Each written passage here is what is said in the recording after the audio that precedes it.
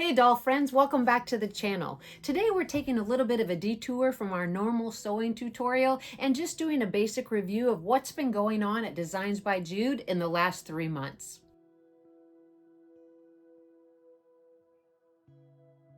My initial inspiration for doing this video was to make sure that I took time to go back and thank all of the people that participated in our 2023 Spark campaign.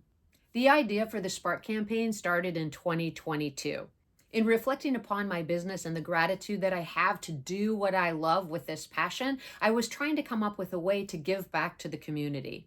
The Spark campaign stands for Spreading Positivity and True Kindness, and in 2022, the focus for that kindness was St. Jude's Children's Hospital.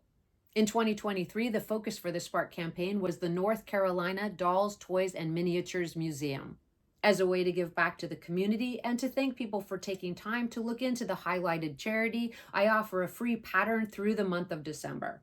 The pattern for the 2023 Spark campaign was called Holiday Spark and made for Barbie made-to-move dolls. This was the first pattern in the line for the made-to-move Barbies. Since then, 3 additional patterns have been added for that body, including the Symphony, the Gala, and Hello Summer.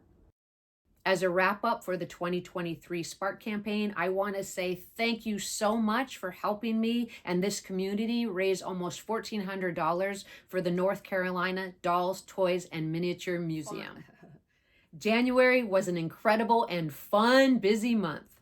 Rachel Hoffman and her team from Denver, Colorado brought us another fantastic virtual doll convention called the Toast of 2024. The month was sprinkled with a variety of entertaining and informational videos, doll releases, doll sales, and even a beautiful Land and Sea doll collection. On January 10th, the Ladies Who Lunch pattern was released in conjunction with the Club Grace subscription box. I was fortunate enough to collaborate with the VDC to produce a new Elowen pattern for the Elowen Wild and Nema Doll releases. The pattern that was released during the convention for Elowen was called Girl Power. The Girl Power pattern was really well received, and after the release, I had received several requests to make the pattern available for the RTB 101 Grace doll. That pattern has been released since, so it is available now for both of the dolls. With the release of the Girl Power pattern, I also put out a sew-along video that was part of the virtual doll convention. On January 24th, I did a review of the Land and Sea outfits that were sent to me by Rachel. The Land and Sea collection includes a variety of beautiful outfits, a lot with a nautical theme, and one that is just a fantastic equestrian outfit. I'll leave a link in the description below so that you can check out what's left in the Land and Sea collection that might be a perfect addition to your collection. One of the many highlights of the virtual doll convention events is when you have an opportunity to participate in and shop from the sales room. Thank you so much to everyone that purchased from my sales room and even those that just made comments about the outfits that I presented there. So the lowdown on the dolls released at the January Virtual Doll Convention included 3 different graces. All were considered basic 2s. One was a honey blonde, one was a brunette, and one was a redhead. Of these gorgeous beauties, I did buy the redhead, and I'm so glad to have her in my collection. Although, as you know, buyer's remorse, I wish I would have also gotten the brunette this time. The VDC put out 2 additional dolls from the Elowen line. One was called Life is a Beach Nema, who has a fantastic afro, and the other was Chasing Rainbows Elowen, and she was actually a wigged doll this time. If you follow Rachel and Christopher from the Virtual Doll Convention, then you, like me, are waiting for the release of the new retro wigs that should be coming out shortly. So from the Elowen collection, I did think it was necessary to add an additional Nema. I just could not resist that afro wig. I have to admit, I haven't even opened the doll yet, but I will show you what it looks like at the end of the video. With January carefully tucked behind us, we moved on to February. The February Pattern Club Grace subscription release was called Baker's Dozen. This is the first time that I've actually tried to put together sort of a collection of items that you could use to recreate the exact same outfit that I did for the pattern. At the release of the pattern, I tried to also make available the accessories, which included donut earrings and necklaces, the actual fabric that I used in construction of the outfit, as well as some accessories like donuts and clipboards and things like that that you see in the Grace pattern. The response to the Baker's Dozen pattern and to the accessories that went along with it went amazing, and thank you so much. I think I may have actually sold more donuts than Dunkin' Donuts this month. After the release of the Baker's Dozen pattern for Grace, I received additional requests to have the same pattern made for Elowen. When the community talks, I do try to listen, so I quickly went to work to release the same pattern for Elowen. One thing I've always really loved about the doll community is the opportunity to get together and fellowship with like-minded people. The friendships that spawn out of this common interest and hobby are amazing, and I think it's one of the reasons that I gravitate so strongly towards the North Carolina Dolls Museum. Ever since I received an email from Kathy Gregg, who volunteers at the museum, with an invitation to visit them in person, I have been hooked. The museum hosts a ton of really fun events, and they're super close to where I live, so I have an opportunity to go there often. On February 11th, the museum had an event called Sign a Stud. The Sign a Stud event gave people in the community the opportunity to come into the new location of the museum, which will open in this year, 2024. People could take a Sharpie marker and write some well wishes and good memories into the studs of the museum before the drywall went up. If you weren't able to go to the event in person, you did also have the opportunity to mail in your quote or well wishes to the museum, and they would write it on in your honor. I thought this was fantastic, and this is the quote that I sent.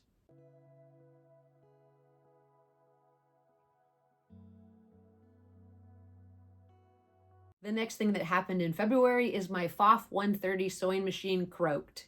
If you follow my channel on a regular basis, you know that this FOF and I are very, very good friends, and it was quite heartbreaking to think that I would have to say goodbye.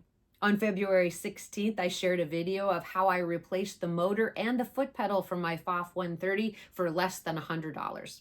Now, I know this video is dragging on a little bit, but we're almost to the end. In the middle of February, I received a Facebook memory that said that I was happy to be borrowing my mom's smart doll, sewing some patterns for her. There was a comment on that memory from one of my customers reminding me that it's been a long time since I put out a pattern for the smart dolls. It was also a good reminder that I still have my mom's doll in my possession, which I borrowed a year ago. So I went online and I actually bought my own. If you're interested in seeing which one I bought, you can stay tuned until the end of the video. I promise I'll give my mom her smart doll back, and hopefully you'll see some of my own smart doll patterns on my own doll going forward. Prompted by that customer's comment, I did go quickly to work to release a new pattern for smart doll, which is available, called Summer. That brings us to the last event that I attended in February that I thought was a tremendous amount of fun, and that was a live doll auction sponsored by the North Carolina Dolls, Miniatures, and Toys Museum. Now, I've actually never attended a doll auction, so I thought it was so much fun. There was 208 different lots of dolls in a variety of eras. So there was vintage dolls and there were modern dolls. There were artist one-of-a-kind dolls. There were small lots of dolls. There was dollhouse furniture, some toys, some miniatures, and lunch. Beth and her crew put on a fabulous event as usual, and I'm happy to say that I came home with several new dolls. In one of the lots, I was happy to receive this adorable set of Raggedy Ann and Andy dolls. The true motivation for purchasing that particular lot was the Lanita doll by Denis Bastian out of Canada. I did want to share this beautiful doll that my mom gave me for Christmas. She even made a Christmas outfit. Another doll in my doll lot was this really, really cute Madame Alexander doll with the hat, which I absolutely loved.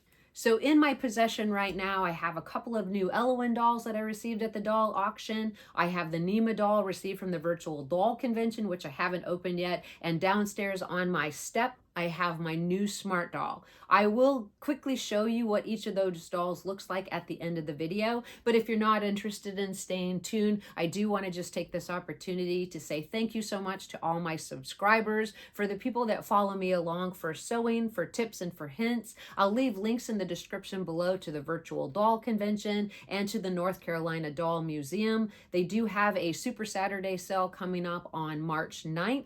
I will be sure to pass on all the well wishes to my mom, Sherry O'Brien, who's recovering from foot surgery, and I hope to see you guys all in the next video.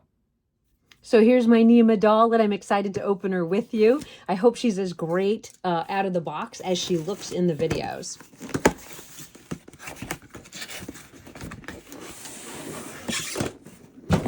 I don't know too many people that order a doll and leave it in the box for a month, but if this is you, you know you can buy several dolls before opening any of them.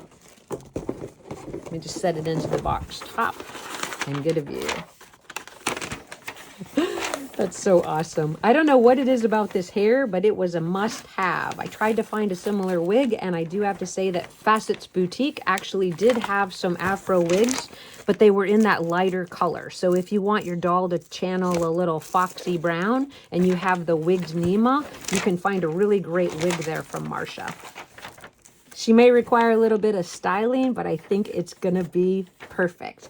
Keep an eye on the channel because I do have a pattern idea for this particular doll with this Afro wig, and I think you're gonna love it.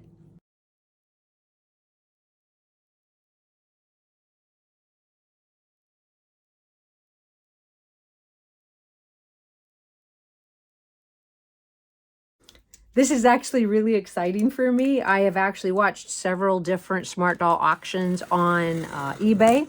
I have thought about buying directly from the company, but I didn't want to have to wait for the shipment time. This doll came up and I wasn't sure I was able to get her, but happily I did.